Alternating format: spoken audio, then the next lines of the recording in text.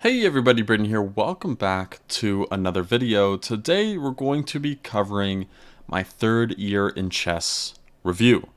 So this is now covering 2019, and we're going to be looking at all of the relevant stats for things that occurred during that year. So one thing to note is that I have no classical games from this year. I only have games from 2017, 2018, and I'm recording this in 2022. So I will have one for 2022 when that one comes out. So the next few years, if you're only really interested in some classical stats and any of that information, then this is maybe not the exact one for you. However, we're going to be talking a lot about openings, specifically ones used online, and my intuition while playing them.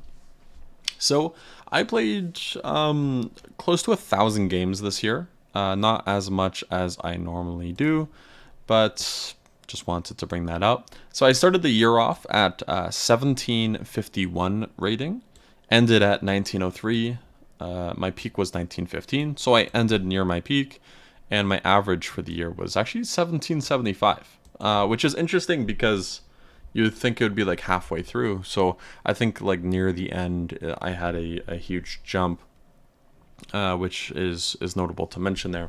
So yeah, that's what my average is. That's what my peak is. Now, let's actually just jump straight into the openings. For 2019, I pretty much only played e4. Nothing's new there. You can see the numbers that are showing up. I have 22 games in d4 with a minus score. Nothing else is really relevant other than e4. So this is actually my first time looking at any of these stats. And it's interesting to me already that it's like pretty much an even score for e4 here. But all right, let's get into it. e4. Against e5, I had a positive score, 58.3%. This is less surprising to me, as I always thought that e5 or e4, e5 positions were a strong suit of mine.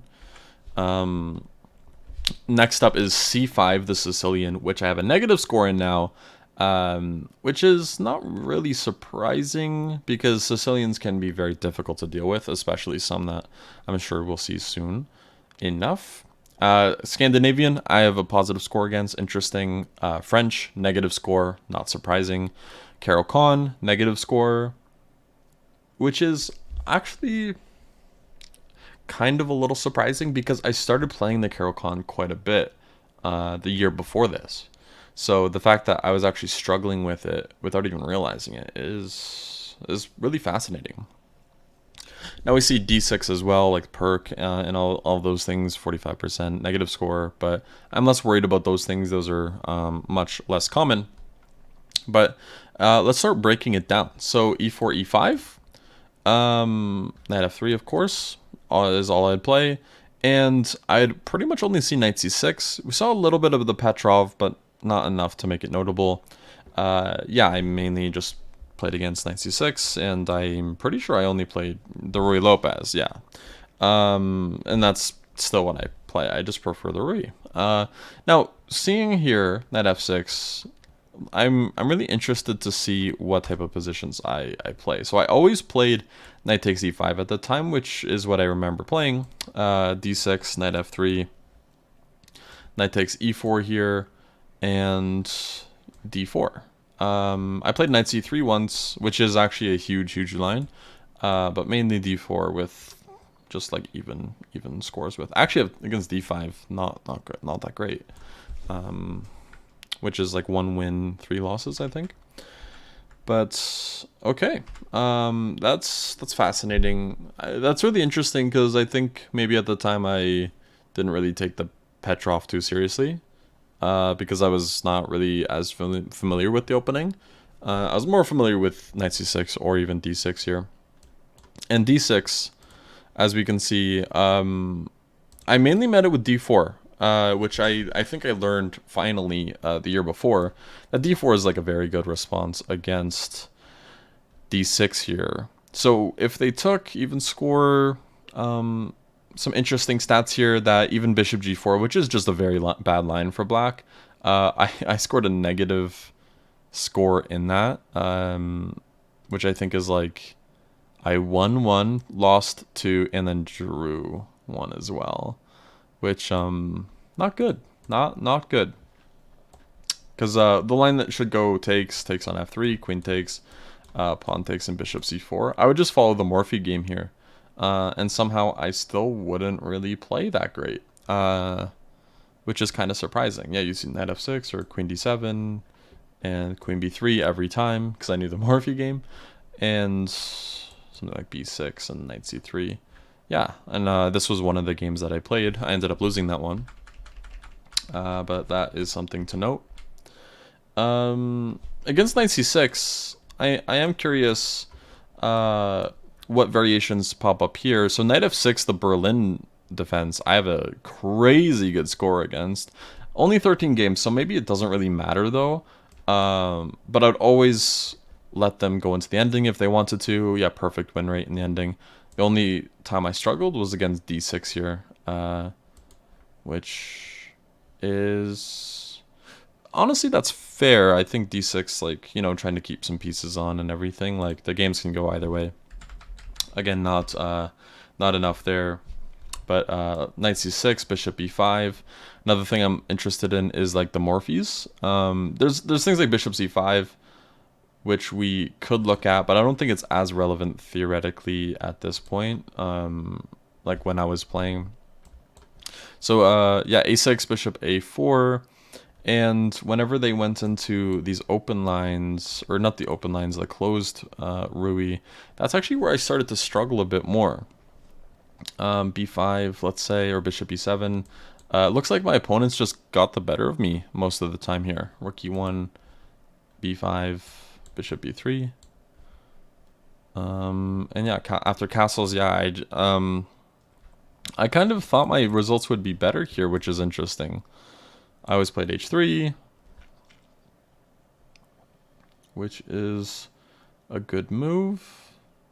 People played d5 a few times, bishop b7. Yeah, I think that's fascinating. I thought my results would be better here as compared to something like the Berlin. But I think the reason why they're better in places like the Berlin is because of the Berlin endgame, which I had studied quite a bit. By the way, we do have a goal on this channel. If we hit 1,000 subscribers, I will release a 10-hour video covering the entirety of the Berlin endgame. I will exhaustively cover it, and that will be the worst time of my life. So if we can hit 1,000 subscribers, that's waiting for us. But okay, going back, I think that covers it for e4, e5.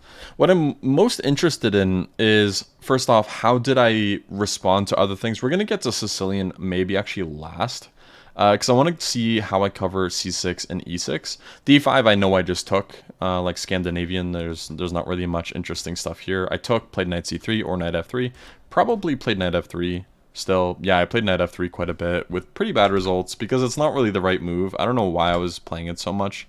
I was just being like really, actually I do know why I was playing it.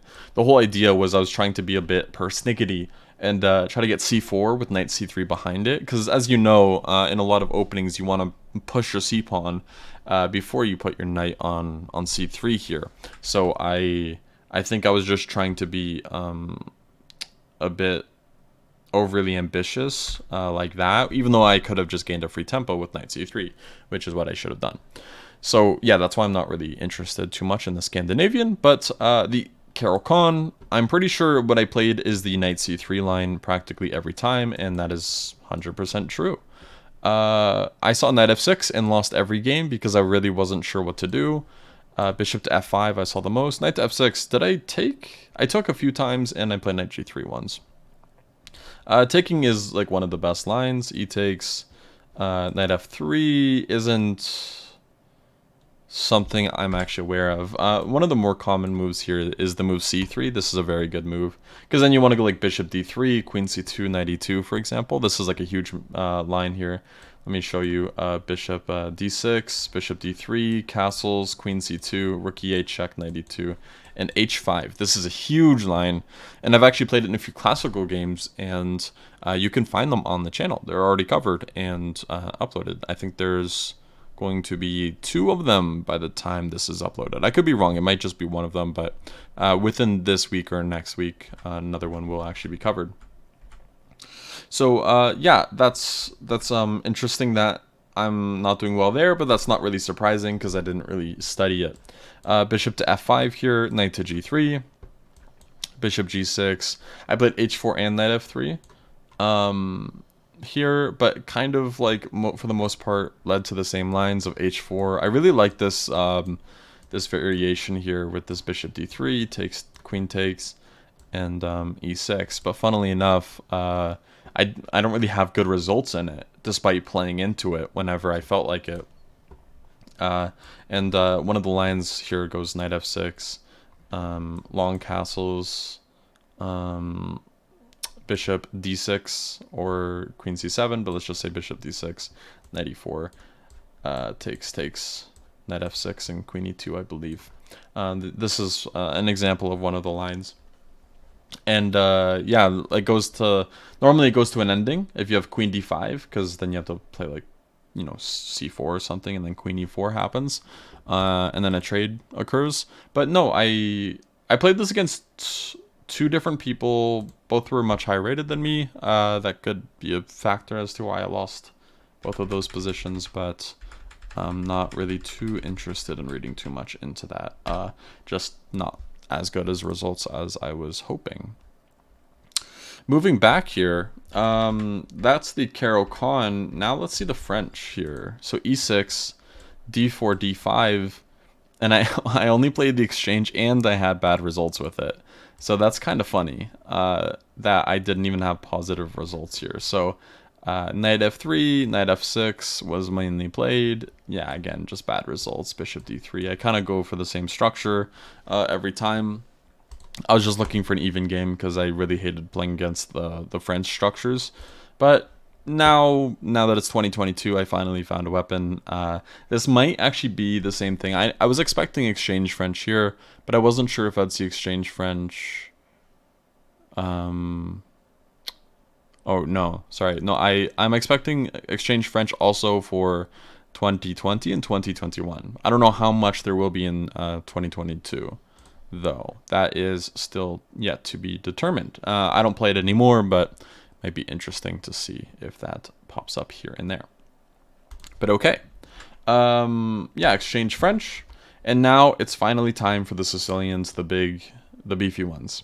So I played some c4. That's actually not surprising to me. I was playing this a little bit because I was so annoyed of like the open Sicilians, specifically with these e6 Sicilians, like knight f3 and e6. Yeah, as you can see, I have a negative result here. Pretty bad in the negative, actually, because they're very annoying to play against. I considered myself a positional player, even though I don't really think I deserve that right to call myself that.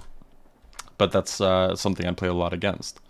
And something that's kind of funny is I played against knight c6 the most, which is interesting because I don't remember ever preparing against knight c6 at this time, except for like the dragon maybe. So maybe I have a bunch of dragons here. Okay, I played a bit of the Rossolimo. That's surprising to me.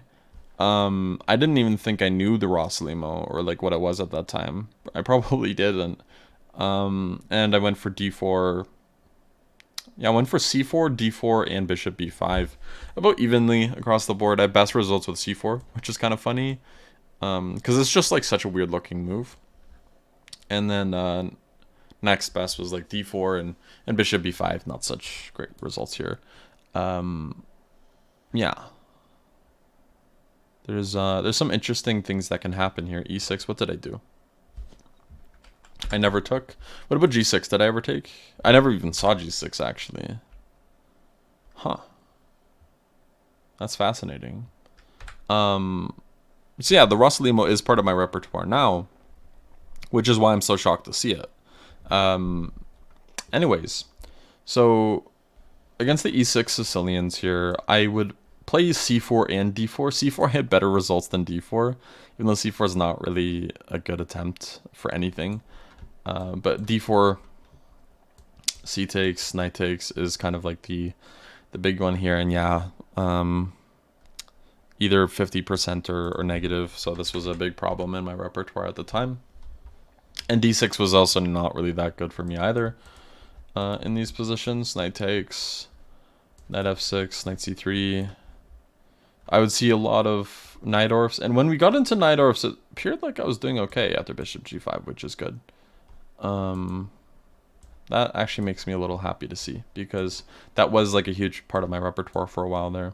So yeah, it's good to see that there's at least a little bit of positive results there. Moving on. That covers the Sicilian. Now let's see how things are from the black side. Okay, with the black side now, we're seeing that I actually had good results against both e4 and d4. So it looks like this was where I was actually gaining rating this year, because I did gain some rating that year, like 200 points from the start to the finish. So yeah, my guess is that I was just overperforming with black and really underperforming with white. But all right, let's look. Against e4 here, let's flip the board, that'd probably be a little easier. Mainly Caro-Kann, a little bit of the modern though, which is interesting, a little bit of the modern. That's quite a bit of it, actually. I think it was so I could get into like some sort of King's Indian positions. d6, bishop d3, knight f6. Yeah, I'd probably play it like a King's Indian. That's why I see it so much, I'm pretty sure. That's really interesting. Wow. Okay. I wonder if anyone played a specific variation here. Bishop g7. Did anyone play f3? No, nobody played f3 here. Which is a really interesting line against the modern, or this type of setup. It's like a Perk / King's Indian setup. Okay, so yeah, of course, c6 was played the most. I played a little bit of Sicilian, but really only Caro-Kann. After c6 here, I had worst results against the open, or not open, sorry, I was thinking of it as a Sicilian for a sec, but my worst results were knight f3. Here, where most, like, yeah, people would take, not surprising there. d4, knight c6, and I'm guessing c4 stuff, or a little bit of c4. And that's interesting that it's also my worst results. I was most happy to see those types of positions, because I was trying to be ambitious and play against the isolated pawn. But yeah, I had okay results, actually. And when people didn't play that and played other positions like d4 or knight c3 doesn't really make as much sense here. Unless you're going knight c3 like d5, d4. This makes sense, because then you just transpose into the main line. But normally how you see is like d4, d5. Against e5, really good results. Knight c3, really good results. I was just really happy with these positions, the bishop f5 positions, knight g3, bishop g6. Like, I just felt like I understood them really, really well, and that actually appears to be the case here with my results, which is really nice to see. So it's good that one of my biggest weapons with black was performing well. With e5 here, bishop f5, naturally, I saw bishop d3 a few times. Did I play queen a5 every single time? No, I did not. I played it 3 times, not every time. There's this really nice move, queen a5. That's definitely playable. I think e6 might be a little bit useful first. Yeah, because knight e2 is important. And the reason why knight e2 is kind of important here is because now when you go for this queen a5 to a6 idea, this knight's actually blocking any coverage of the f1 square. So like, let's just say queen a5 check here, c3, queen a6 here. They can play something like queen a3 or queen d2 or even queen c2, for example. And the whole idea is they can still castle because I'm not blocking them on the f1 square. Whereas if they played knight f3 earlier, then it would be blocking them, and they'd almost be forced into this ending, which is not a good ending for white as far as I'm concerned. So that's good to know. Moving back, I saw h4 a few times. Against h4, I'd play h5. People would play bishop e2 or knight e2. And as far as I'm concerned, those aren't really challenging variations there either. But yeah, mainly this bishop d3 actually would be played against me, which I'm pretty sure isn't really as challenging immediately. It's more challenging with h4 and h5 thrown in first. So like h4, h5, bishop d3 here. And the idea is this h5 squares, or g5, my apologies, this g5 square is actually very important to have under control if you're going to be trading off the light squared bishops. So that's just like a point of something to mention there. Yeah, so that's just an interesting piece. But yeah, that's how my Caro-Kann would go. I guess the other thing to point out is takes and like c4. And good results. Still good results. So I'm quite happy with that. I would always play like knight f6 here. And then try to go into a position with an isolated pawn. Now, normally you don't want to take immediately. The problem with taking here is you let white take and develop, and this is where their light square bishop wants to go, because their whole idea in these positions is to play d5, and when the bishop's here, d5 becomes a lot easier to play at some point.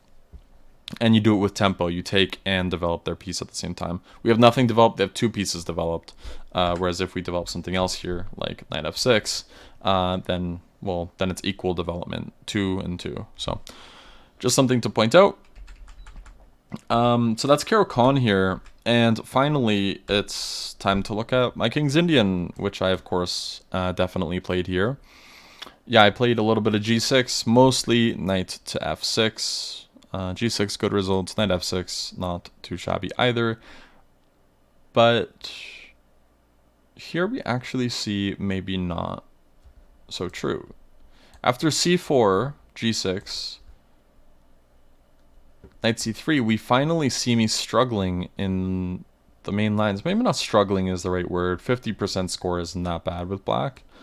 Now it's slightly teetering towards positive against e4, but I think that has to do with the fact that I wouldn't really study the main lines past a certain point, past knowing what the mainline variations were called.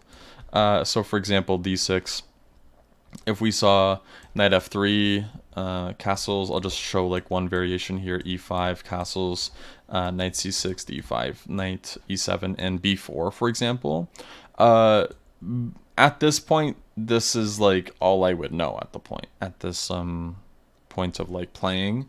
In 2019, I would know like, oh yeah, b4 is a variation, knight e1 is a variation, knight d2 is, and that's about it. And also when it comes to things like f3, the same-ish, I was already out of book. And that kind of reflects from the few results that even are there. Not great. So f4 also not great either, and I think that's because I still don't even know how to play against f4, because I don't play King's Indian anymore, so it doesn't matter, but this is a big variation that was a hole in my repertoire for like a few years at the point, just because like normally e5 is the thing you want to go for, and this obviously makes e5 very, very hard to play. So that's key piece there. I would play like c5, which makes the most sense to me. And people would play e5, which is very interesting. D takes, f takes, and then knight to d7 was a game. I actually won that game, so that doesn't really matter either. Yeah, so as we can see here, yeah, whenever people were like more likely to play at mainline, it looks like I was struggling a little bit more. But let's see the London. London, I was playing so-so against as well. Not amazing. Knight f3 apparently was good, but that's not important to me because that's like transposition stuff. So here, bishop f4, g6. Whenever people play this line specifically, I'm guessing like knight f3, d6, c3, castles. I wonder if people played bishop d3. No, not really. When people knew their stuff, I actually was doing okay, which is funny. That's interesting because there's a little trap here. So for example, if in this position, let's just say queen e8, Or no, maybe we should be a little bit more subtle. So like knight bd7 is a bit more subtle. Here, queen e8. This is not a subtle move. Castles, because like queen e8's only really good when bishop d3 is played, but now it makes sense because now e5 comes, and this is really bad for white here, because after takes, normally you'd have bishop g5. That's why you bring the queen to e8 instead of the rook, because now the piece is out of the pin, and now e4 wins a piece. So this is winning for black. It's a little trick there for people that are trying to annoy London players, because a lot of London players, especially like under like 1600, will just kind of just blitz out the first bunch of moves as long as it doesn't look like it blunders a piece immediately. Like, you know, if someone plays e5 against you like immediately, or like g5 or something weird, they're gonna change their approach a little bit. But if you play a weird move like queen e8, they might just like still kind of go like free ball it like bishop d3 or something. And if they go bishop d3, this queen e8 stuff can be very, very annoying to deal with here with bishop d3, queen e8. So a lot of people would just castle and fall into e5. So that's just a little tip there in case you're looking for something to annoy London players. It's actually a very good move. It is very important, again, that the bishop's on d3 and not on e2. Otherwise, that fork doesn't work in the first place. And yeah, that's actually about it for that. Anyways, that actually looks like it covers it. Those are the big things I played. I only really played e4, only played the Caro-Kann, and only played the King's Indian. Caro-Kann obviously appeared to be the best opening for me. Next best was e5, like e4, e5 as white, and then maybe King's Indian. But at this point, we're seeing that a lot of things aren't as good as they once were for me, which is, I keep saying interesting, but it is interesting because a lot of the things that I was playing now, a lot of the positions I was getting, I didn't like, as we can clearly see, where I was getting negative results in some positions with white, like against Sicilians, for example, or against the French. And as black, sure, my Caro-Kann appeared to be doing good, and my King's Indian was like so-so, like good enough. But normally it's the other way around, where like people would struggle with black. But looks like my black openings were good, and I had to work on white, and I just didn't. I was like working, I think I was just working on my white openings, or no, I think I was working on my Caro-Kann mainly. But I kind of just like wasn't doing good opening study, and I kind of was a lot more lax this year as compared to the previous two. So the lack of rating improvements could also be a huge factor as to why the results are much closer to this 50% mark.